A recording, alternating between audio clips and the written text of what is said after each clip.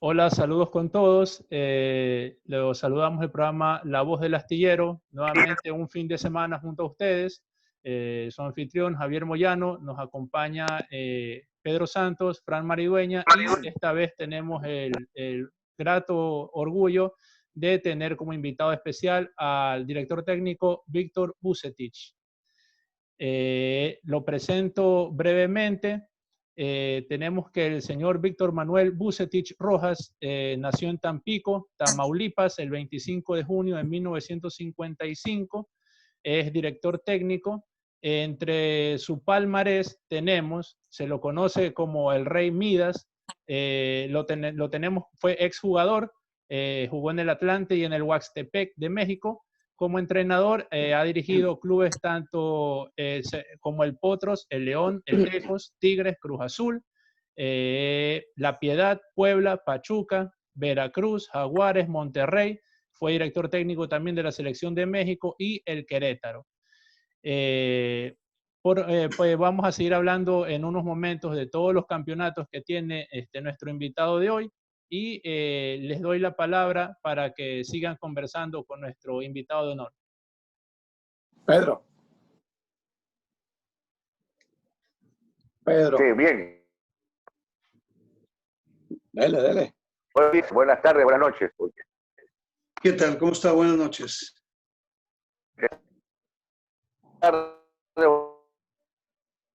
Siga.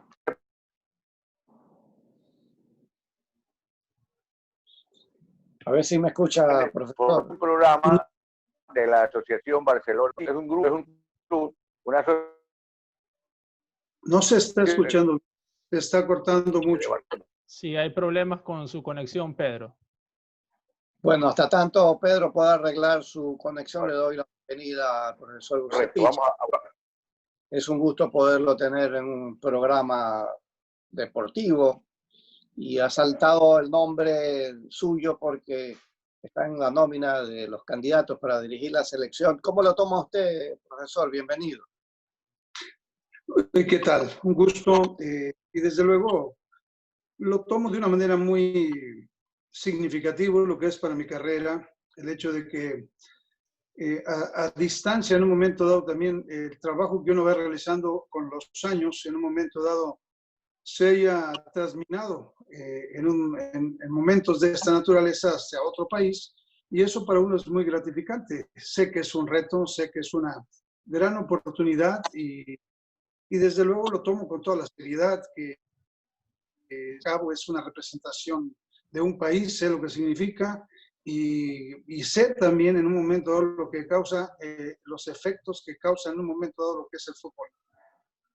¿Qué es más conflictivo, manejar un club o manejar una selección nacional?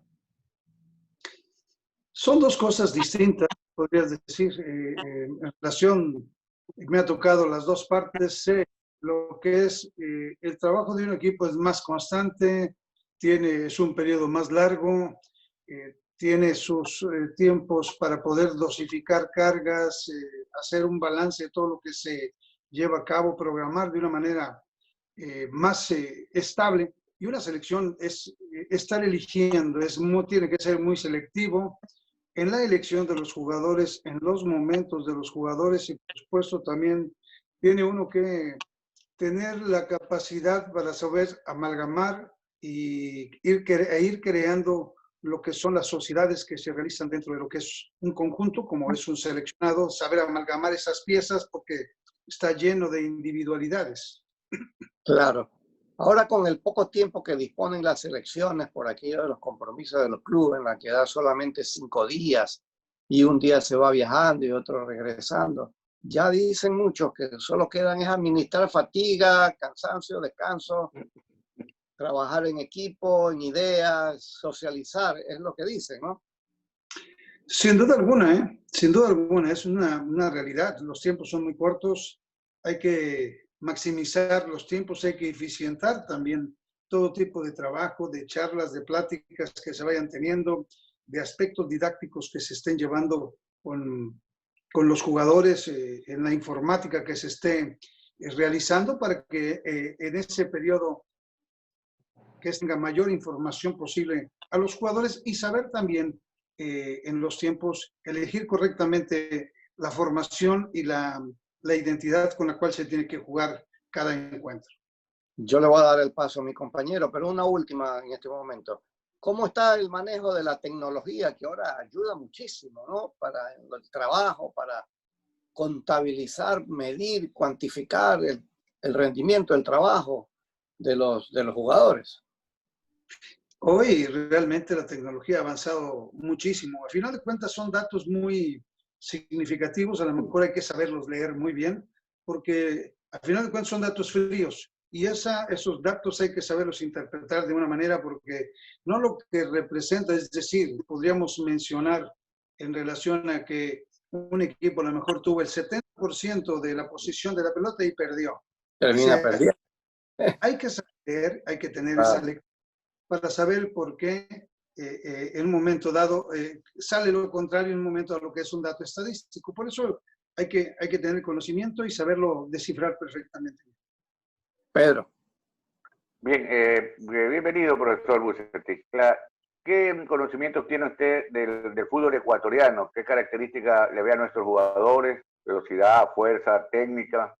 ¿Cómo lo mira usted a la distancia al jugador ecuatoriano? Hay algunos de nuestros compatriotas que están jugando en México y de repente los pudo mirar, y muchos de ellos son seleccionados fijos en el tricolor.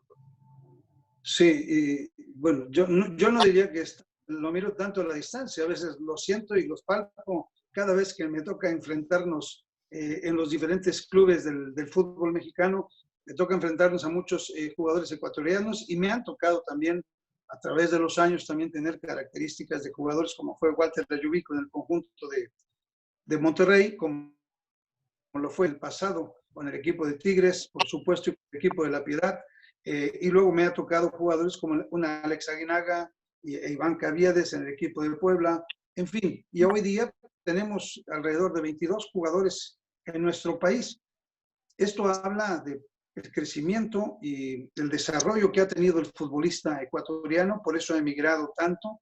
Tienen 70 jugadores, 80 jugadores en el exterior, y eso pues habla de sus condiciones. Las condiciones que yo les veo son la velocidad, la habilidad, el atrevimiento que tienen. Esos son factores que son características ya morfológicas, podríamos decirlo de esa forma, y de ahí es una situación que hay que saberla utilizar hoy día, ¿no? Creo que hay que ver y conocer perfectamente bien el aspecto psicológico, que ese es un factor principal. Usted que conoce la diferencia de jugar en el llano y la altura, ¿mantendría la idea de seguir jugando en los 2.800 metros de Quito? Pues va a depender si los jugadores ecuatorianos pueden resistir la capacidad de exigencia que se tiene, lo que es en la altura, y van a mantener durante los 90 minutos, lógicamente que sí se elegiría, porque eso es un beneficio que tiene lo que es el país. Eso, sin duda alguna, es un beneficio. Yo he vivido en la Ciudad de México y me ha tocado estar jugando a nivel del mar o a 500 metros sobre el nivel del mar, y sé los efectos que tiene, ¿no? Me ha tocado vivir, por supuesto, también en la Ciudad de México y sé cuáles son los efectos que causan por la falta de oxigenación. Yo considero que ahí eso es una situación que se tendría que llevar a cabo y manejar muy bien para saber quiénes son los jugadores más aptos en lo físico, quiénes son los jugadores que tienen capacidad de resistencia, sobre todo en la altura, y ver de qué manera y quiénes son los elementos a lo mejor que pueden soportar también todo esto a pesar de que vengan de un nivel más bajo de lo que es la altura de Quito. Así es, profesor. Antes de ir con Javier Moyano. Sí, mire, voy con usted, Javier, vamos. Anteriormente, en las eliminatorias para el Mundial de Corea-Japón y para el Mundial de Alemania, que la selección clasificó, fueron sus dos primeros mundiales, la mayoría de los seleccionados aún estaban en el país, la mayoría jugaban en Quito. No, sin lugar a dudas, tener a Quito como base fue un punto fuerte de la selección que se hizo casi imposible de ganarle en la altura de Quito. Pero luego, con el paso de los años, los seleccionados ecuatorianos fueron más al exterior y la mayoría de la selección jugaba en el exterior, cosa que se vio reflejado en últimas eliminatorias que ya no nos fue tan bien en Quito, no se pudo ganar los puntos que normalmente eran seguros de local. Entonces sí, es lógico lo que indica, que hay que evaluar bien a los seleccionados porque no está descabellado usar de base ahora la ciudad de Guayaquil, ya que la mayoría de los jugadores que antes jugaban en Quito, ya casi todos están en el exterior. Y más bien a ellos pareciera que les coge la altura de Quito, porque ya no están acostumbrados a jugar en la capital. Sin duda alguna, esto también ha pasado aquí en el fútbol mexicano. Muchos de los jugadores que han sido representantes de nuestro balompié están en Europa y cuando vienen para acá ha tenido el efecto. Eso nos pasó en el último mundial. De 5 juegos que llevaban, no habían ganado un solo encuentro en la capital, en el Estadio Azteca, producto precisamente de que ese beneficio ya no se tenía, ¿no? Ya se estaba en igual de circunstancias y solamente se obtuvo un resultado ganándole a Panamá para buscar lo que es la repesca que se consiguió posteriormente. Pero es así, y se pensaba en aquel entonces también modificar, buscar jugar en algún otro lugar que sea más estable, en donde el futbolista que venga de afuera pudiera en un momento dado responder a lo que está acostumbrado. Pero eso, yo repito, creo que es algo que se tiene que platicar, dialogar con la gente, evaluar perfectamente bien desde un punto de vista médico, científico, decir, y ver cuáles son las capacidades de los jugadores, cuántos jugadores participan en la altura ecuatorianos y saber si es conveniente jugarlo en Quito o jugarlo en Guayaquil. Yo creo que ahí es un balance que se tendría que realizar. En México se tienen muchos elementos, juegan en un muy buen nivel del nivel de altitud, y eso refleja algo, puede ser productivo, ¿no? Para lo que es la selección. Así es. Pedro, ¿usted tenía alguna pregunta? Sí, al momento usted tiene representante, o sea, maneja usted directamente, y si tiene algún contacto formal o oficial con la Federación Ecuatoriana o algún delegado de la Federación, porque el rumor es insistente en nuestro país que sería una de las principales opciones para dirigir a la selección. Bueno, hasta el momento no me he manejado, yo casi nunca en mi vida me he manejado con representantes, siempre lo he hecho por lo regular personalmente. Hoy día el contacto hoy día el contacto fue el señor Mateus, que fue el que me hizo la invitación, y por conducto del señor Mateus es donde se ha ido dialogando para ver esa posibilidad. Entonces, estamos en esa participación y estamos en ese entredicho de lo que pueda pasar, ¿no? Correcto. Esteban Mateus, que fue en algún momento presidente de 9 de octubre también, es un conocido dirigente que, bueno, esa es la parte en la que estoy. En cuanto a los equipos, le vamos a hacer una preguntita ya. Usted dirigió a los Tigres y dirigió a los Rayados, ambos de Monterrey. Eso es más o menos como dirigir a Barcelona y Emelec. ¿Cuál es la diferencia del uno y del otro? Los dos son apasionados, los dos tienen una gran afición. Me ha tocado estar de los dos lados. Yo creo que la diferencia es muy pequeña, realmente es muy pequeña.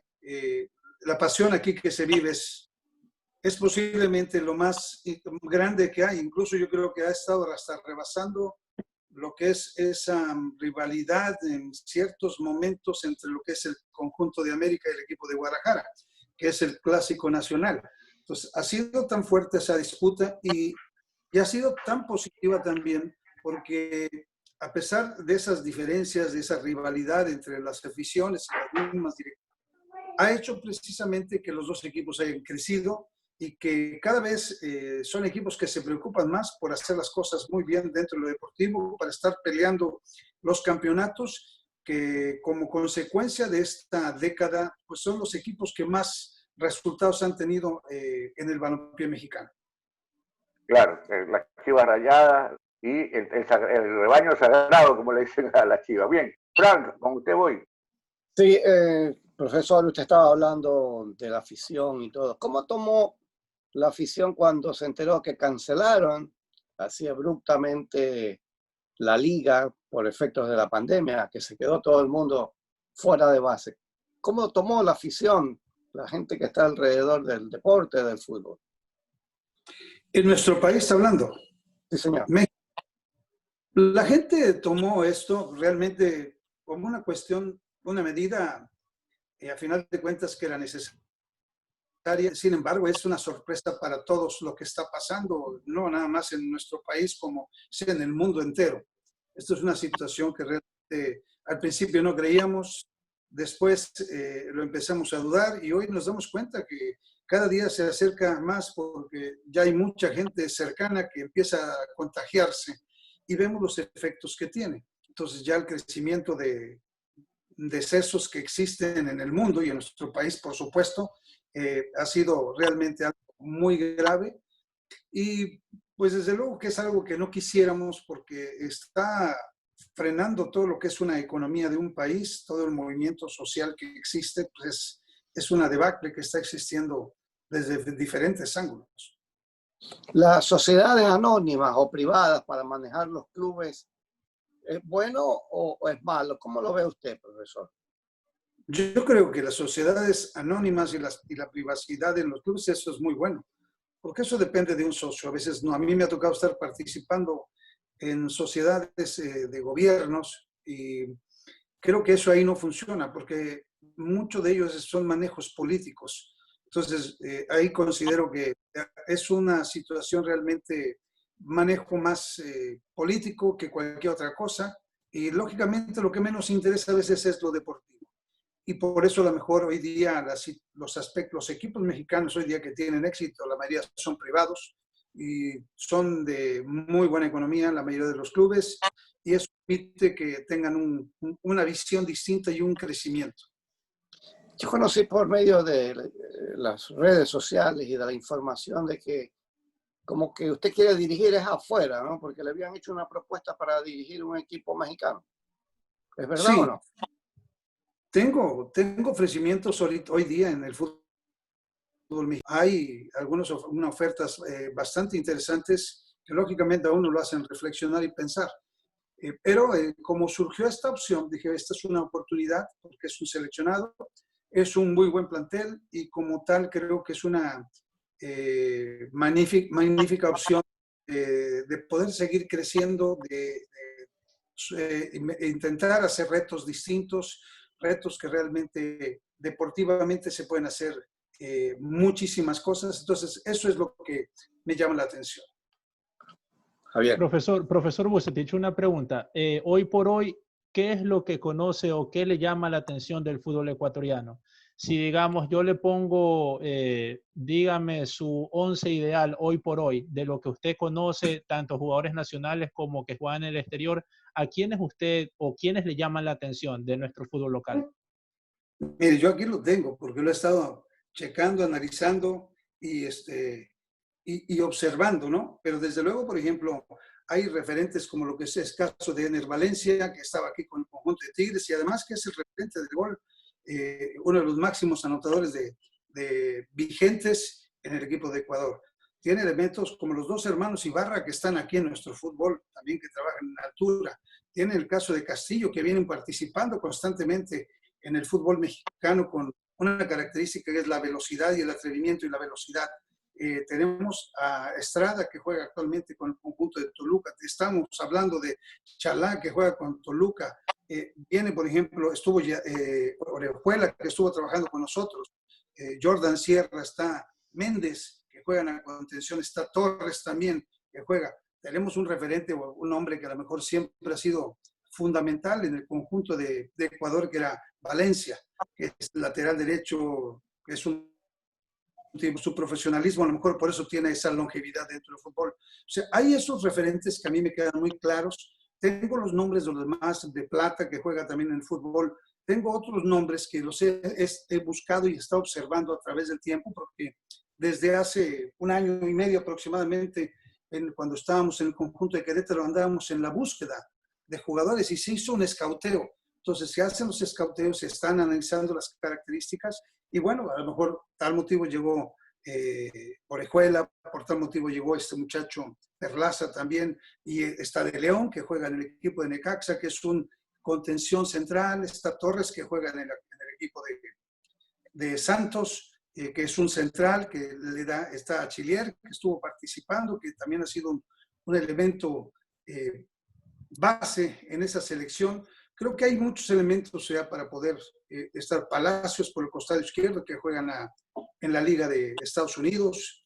Creo que hay muchos elementos, ¿no? Son, ahorita, a grosso modo, me salen estos nombres que están. Algunos elementos sé que están en Brasil, otros que están en Argentina, que atraviesan buenos momentos y que acaban de salir dos elementos nuevos a lo que es el equipo de Brasil. Pedro, ¿alguna pregunta? Sí, normalmente a los 65 años de edad todos buscamos la jubilación, pero he escuchado a Víctor Manuel Vucetich buscar la posibilidad de seguir en una selección y fuera de su país, con un grupo de jugadores que perfectamente podrían entrenar en México, porque ahí tiene una selección mexicana, ecuatoriana en México, mi estimado Víctor Manuel.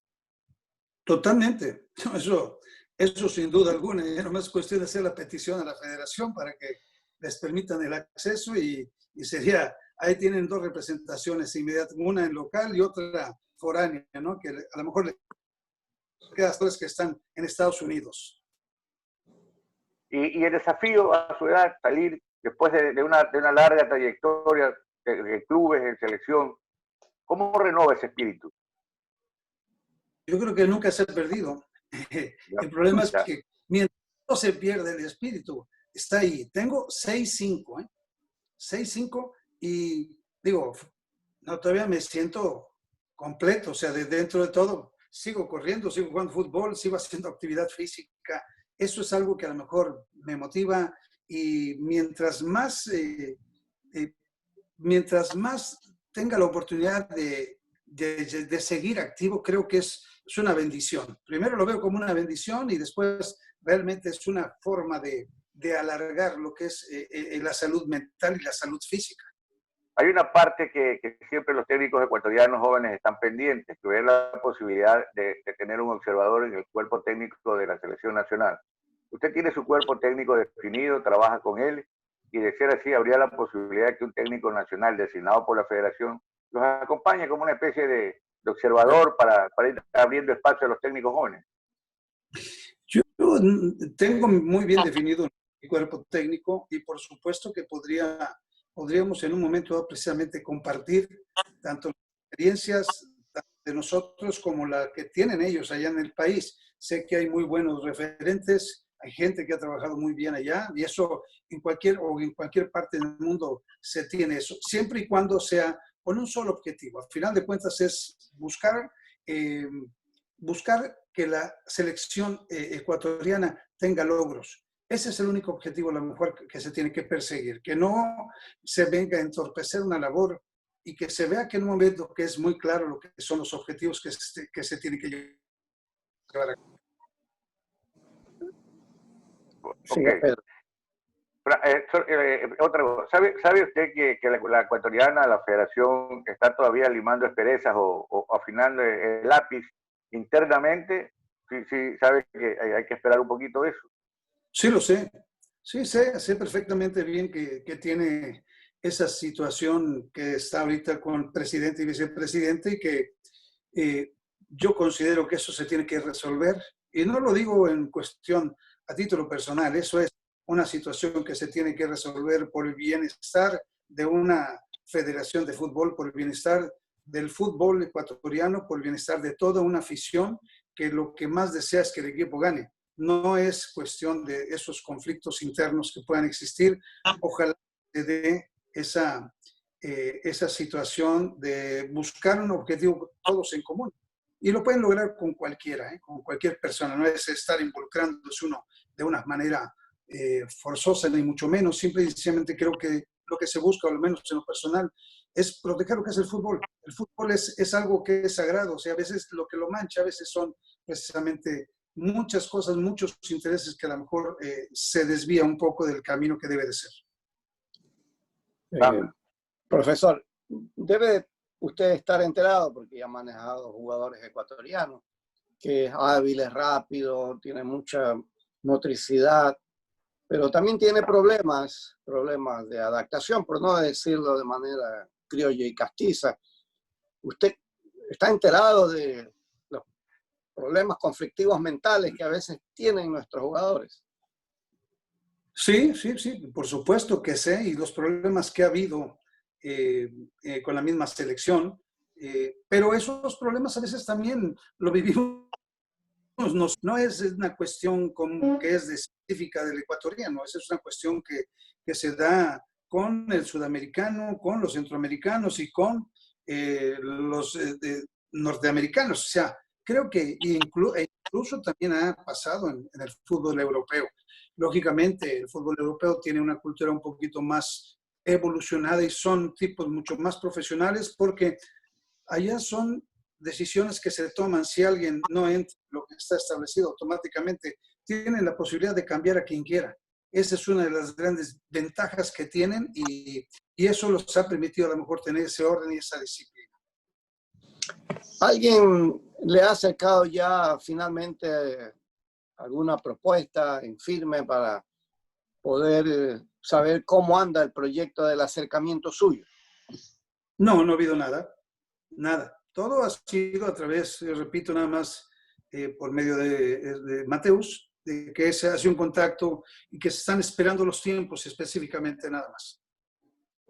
Bien, hay una pregunta que siempre ronda en la cabeza de los seguidores del fútbol en el Ecuador.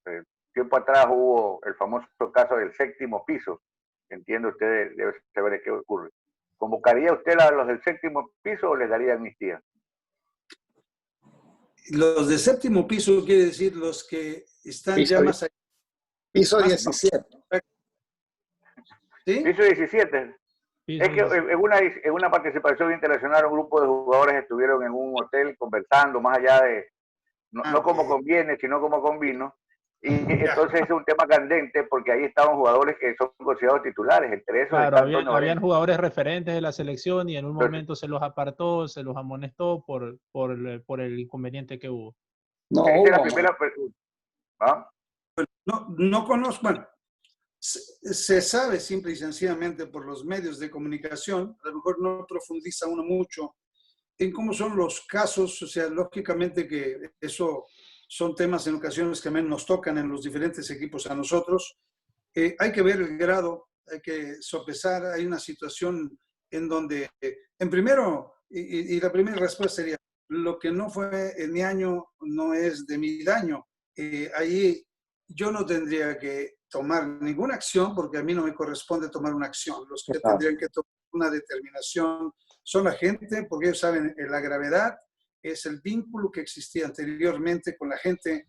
Y ahí, si hay una nueva oportunidad, eso es algo que se tendría que evaluar y se tendría que definir muy bien todo este tipo de situaciones. Oiga, hablando un poquito de todo, porque esa expresión que usted acaba de decir, dicen que María Félix le dijo a Agustín Lara que lo que no fue tu año no te hace daño. Así es. ¿No? ¿Verdad? Se imagina, no, estaba queriendo cuestionar un poco, pero es para poner un poco de humor porque llega la atención, porque hay muchas preguntas que quedan en el aire, Frank. Sí, claro que sí. A lo mejor esta era una pregunta suya, Pedro, se la voy a quitar. ¿Cuál es el estilo de juego que le gusta aplicar? Pues hay distintas formas, ¿no? Aunque el juego es uno solo, el objetivo también, pero hay estilos de cómo llegar al triunfo, a la victoria. Sí, mira, yo creo que las formas yo creo que se tiene que dar. Primero es encontrar un punto de equilibrio. En el equilibrio yo creo que está la base, porque ahí entra precisamente un razonamiento y se tiene que valorar perfectamente bien a cada uno de los integrantes.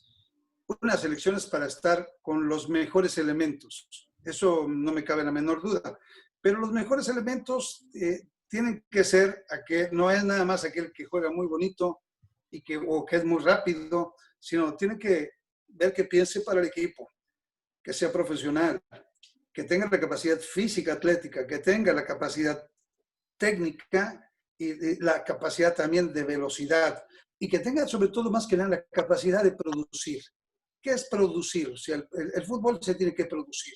Hay que buscar ganar como primer objetivo. Las formas se pueden ir corrigiendo. las formas y lo bonito de un fútbol lo dan los jugadores, porque el técnico no lo da. Entonces, es la capacidad de los jugadores lo que hacen que el fútbol sea espectacular.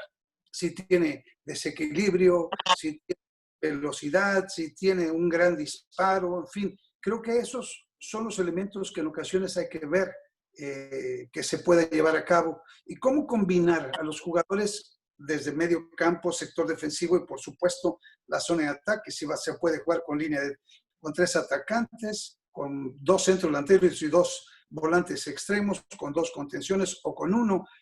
Va a depender de cómo esté en esos momentos los jugadores y quiénes son los jugadores inteligentes.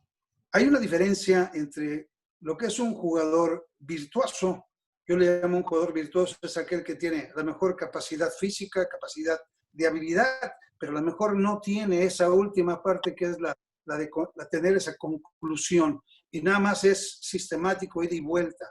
Pero hay jugadores que son muy inteligentes y son aquellos que saben ubicarse, manejar la pelota, tener los tiempos, saber cuándo driblar, saber cuándo darle un jalón de orejas a un compañero. Creo que hay factores que se tienen que llevar a cabo en el terreno de juego y buscar precisamente cómo son esos complementos que tienen que estar llevándose en la central, en la media cancha y sobre todo en la zona de ataque. Le piqué carta, Pedrito. El resto es suyo. Sí, No, lamentablemente vamos. se nos acaba el tiempo ya, Pedrito. Una última pregunta. ¿Jugador más estrategia o estrategia más jugador, profesor? ¿Jugador más estrategia o estrategia? Más jugador. ¿Cuál va primero? Yo primero tiene que ser el jugador. El jugador es más importante, no hay ninguna duda, y nosotros como técnicos nos tenemos que adaptar para manejar esa capacidad del jugador. O sea, nosotros no somos los que definimos en la cancha, los que definen son los jugadores y nosotros somos los que ubicamos simple y sencillamente esa capacidad que tienen los jugadores.